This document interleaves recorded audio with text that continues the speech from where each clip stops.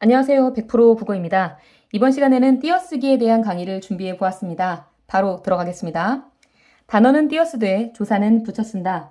오늘 이 수업 들으시면서 이 기본적인 가장 핵심이 되는 문장을 잘 기억해 주시기 바랍니다. 일단 단어는 띄어쓰되 할 때 단어에 대해서 먼저 생각을 해볼 텐데요. 단어는 호딴자의 말씀 어자입니다. 홀로 설 수 있는 자립성 있는 말을 단어라고 하는 거죠.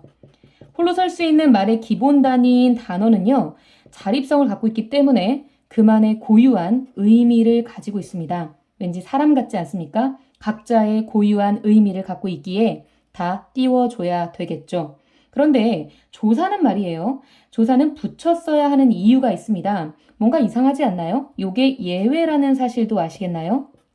왜냐하면 지난 시간을 듣고 온 친구라면, 지난 시간을 공부하거나 또는 문법을 공부한 친구라면 조사가 단어에 예외적으로 분리성이라는 성질 때문에 포함되었다는 사실을 알고 있을 텐데요.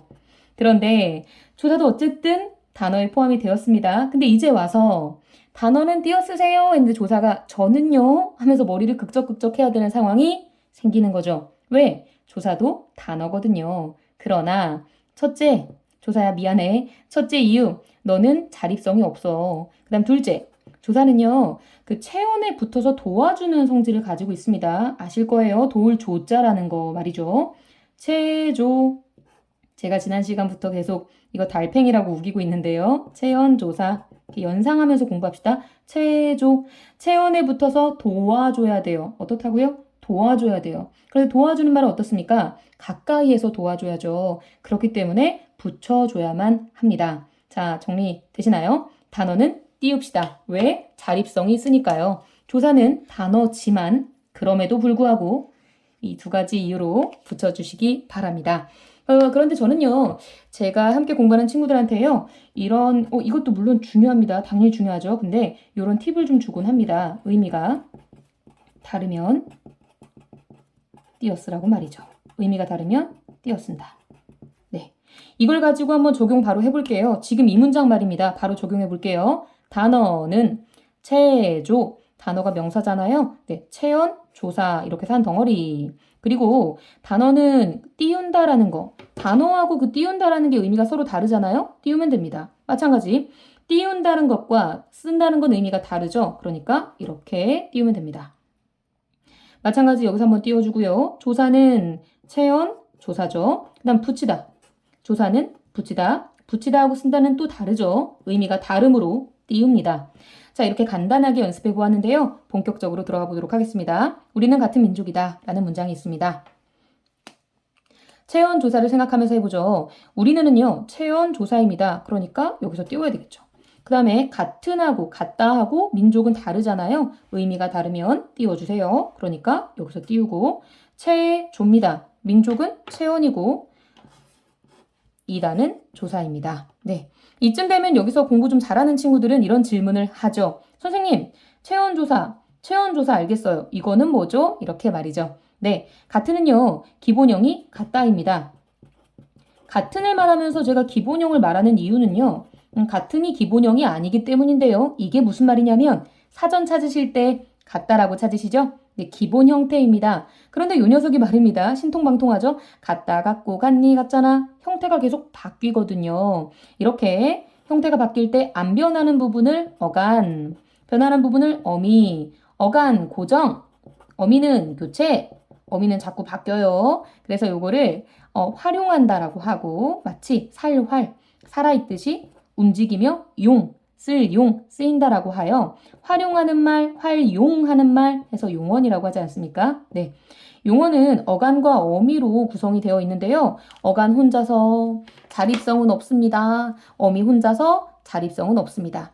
같이 있어야 돼요. 우리는 함께 해야 돼. 이것을 상호 의존성이라고 하지요. 그러니까 같이 이렇게 있는 겁니다. 단어이기 때문에 띄운 거고요. 조사이기 때문에 붙인 겁니다. 네, 2번입니다. 이곳에서만이라도 길어요. 어디서 띄울까 하고 봤더니 어머나 세상에 띄울 데가 없습니다. 이거 뭐죠? 띠로리 이거 무슨 상황인가요? 이곳은 대명사입니다. 이 장소. 그런데 체조 하고 봤더니 자 이제 체조하고 뭐 볼까 했더니 어머 또 조사야.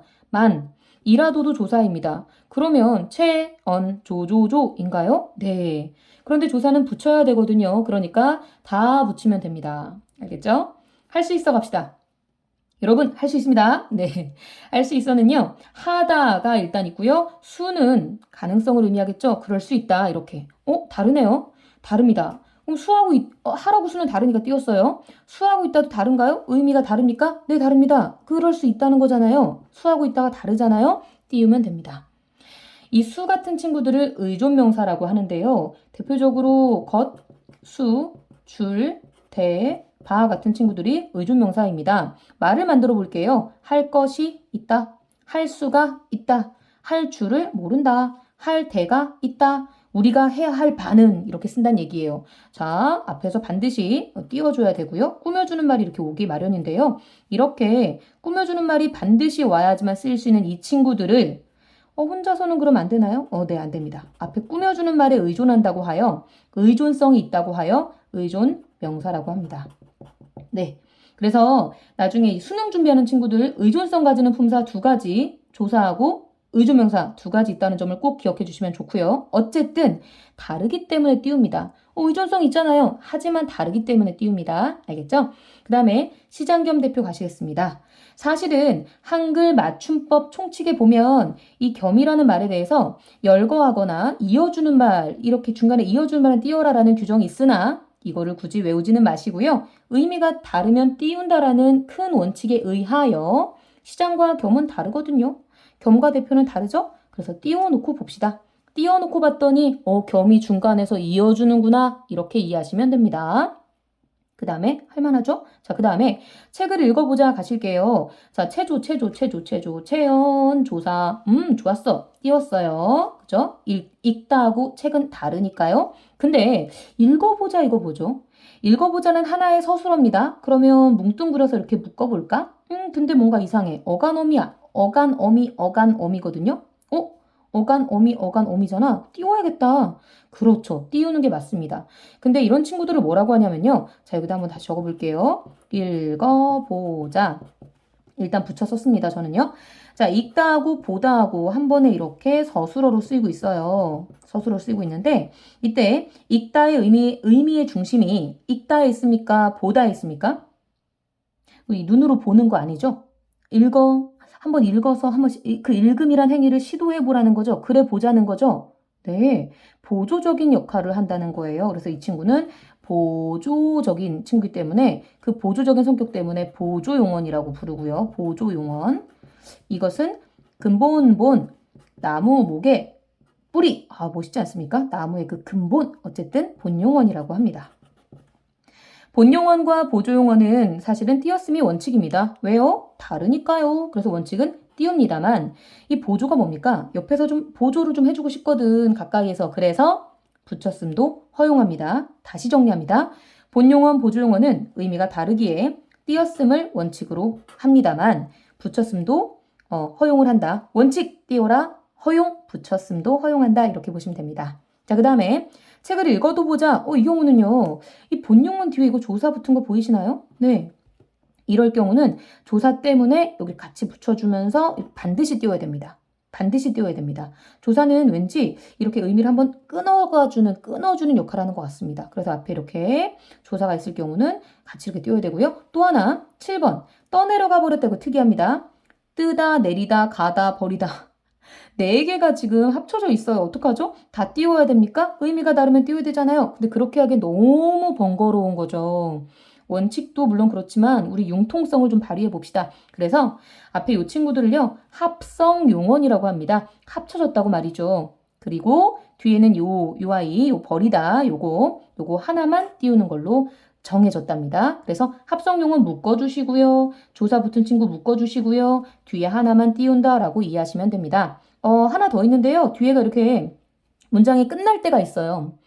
그런가 한다. 이렇게 할 때 그런가 한다. 이럴 때는 그런가 하고 띄우고 한다. 이렇게 하시면 됩니다. 자, 여기까지 해도 괜찮은데 하나 더 이거 근데 굉장히 중요합니다. 여러분 이거 사족이 아니고요. 시험에 잘 나오는 것을 제가 이렇게 심플하게 간단하게 나타내 보았습니다. 의존명사인가? 라는 질문을 하시기 바라고요. 체조인가? 라는 질문도 한번 해보세요. 이제 배운 걸 바탕으로 활용 들어가도록 하겠습니다. 법대로입니다. 네, 법대로. 체연, 조사, 체조 붙이는 거 이렇게 쉽게 이해가 될 거예요. 근데 아는 대로는 알다의 그 아는이 대로를 꾸며주는 거 보이시죠? 오, 이렇게 꾸며주네요. 그리고 대로는 의존명사겠네요. 그래서 이렇게 꾸며주면, 띄워주면 됩니다. 하나만을 가시죠. 하나, 체온입니다. 만, 조사죠. 을도 조사예요. 체온, 조사, 조사. 이렇게 조사가 거듭된 이런 유형인데요. 역시 붙이면 됩니다. 그런데 그러면 사흘도 숫자고 하루 이틀 사흘 하나도 숫자니까 이 만 조사로 붙여야 되는 거 아닌가요? 할 수 있는데요. 이거는 아시죠? only you, 너만 뭐 이거잖아요. 오직 이거잖아요. 그런데 이거는 뭡니까? 시간의 경과를 가리키는 말이거든요. 시간의 경과를 가리키는 만은 띄웁니다. 그래서 여기를 띄워줘야 되는데요. 이 시간과 관련된 게 하나 더 있어요. 바로 뒤에 있습니다. 한 번에 외워볼게요. 어쨌든 최조 이렇게 가는 거죠. 확실하게 아시겠죠? 큰지 작은지는요. 이렇게 띄워야 됩니다. 여기 한번 띄워야 돼요. 이렇게 띄워야 됩니다. 크다에 니은지가 붙은 어미가 붙은 거라서 큰지 한 덩어리 어간어미, 작은지 한 덩어리 어간어미예요. 근데 어떤 친구들은 선생님 이거 큰 이거 이렇게 꾸며주는 거 아니에요? 할 수 있는데 네, 좋은 질문이에요. 할 수 있는데요. 지가 시간의 경과를 가리킬 때만 띄우는 거랍니다. 그래서 의존명사 지 띄웁니다. 시간의 만지는 띄웁니다. 네, 제가 예전에 함께 공부했던 친구 중에 지만이라는 굉장히 멋진 친구가 있었는데요. 저는 그 친구가 떠오르고요. 또는 만지다 이렇게 해도 돼요. 뭔가 영롱한 뭔가를 만지다. 또는 시간이니까 시간의 흐름을 만지다. 왠지 이렇게 얘기하니까 추상적 관념의 구체와 같은데요. 어쨌든 시간의 만지는 네, 의존명사로 띄우는 겁니다. 그 다음에 너뿐 말입니다. 체조죠. 너가 체온이고요. 뿐이 조사입니다. 이렇게 붙여주면 되겠습니다. 그 다음에 살아갈 뿐이다. 살아가리 뿐을 꾸며주는 거 보이십니까? 보이시죠? 살아가다 그 뿐 꾸며주는 거예요. 그래서 이 경우는 의존명사 뿐. 야, 똑같은 뿐인데 이렇게 하나는 조사고 하나는 의존명사네.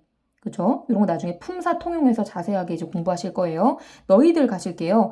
너희 이거 복수 그냥 가리키는 거 아닌가요? 그렇죠. 그냥 한 덩어리로 이렇게 가면 됩니다. 의미가 다르지만 복수로 도와주는 접사입니다. 네.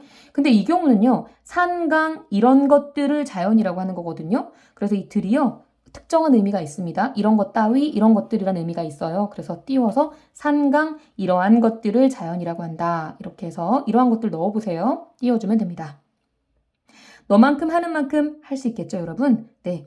아까랑 똑같습니다. 네, 너가 체온이고요. 만큼이 조사입니다. 그래서 붙여주면 되고요. 하는 만큼은요. 하다가 만큼을 꾸며주고 있지요. 그래서 띄워주면 되는구나. 이렇게 의존명사구나. 이렇게 하면 됩니다. 마지막 단어. 그런데 접속어로 쓰일 때는 붙여주시고요.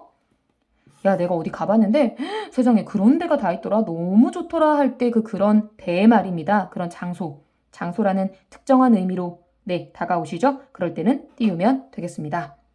자, 여기까지가 띄어쓰기에 대한 설명이었습니다. 수고하셨고요. 이 강의가 도움이 되셨다면 좋아요, 구독 꾹꾹 부탁드립니다. 수고하셨습니다.